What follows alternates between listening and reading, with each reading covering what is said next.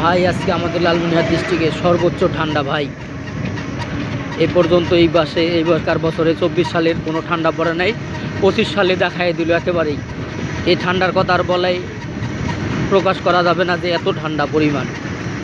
তাই আপনাদের সবাইকে বলছি, আমাদের উত্তরবঙ্গের লোক যারা আছেন সবাই সাবধান থাকবেন, কারণ যে ঠান্ডা পড়ছে এই ঠান্ডাতে 25 সালে হয়তো অনেকেরই ক্ষতি হয়ে যাইতে পারে।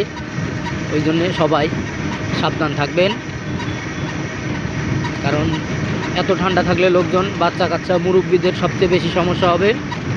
তাই আপনারা মুরব্বীদের একটু সবাই সবসময়ের জন্য কাছাকাছি রাখার চেষ্টা করবেন, কারণ গরম জায়গায় বা লেপ কম্বল ভালো জিনিস দিয়ে ঢেকে ঢেকে রাখার চেষ্টা করবেন সবাই মিলে, তাহলে হয়তো ভালো হবে।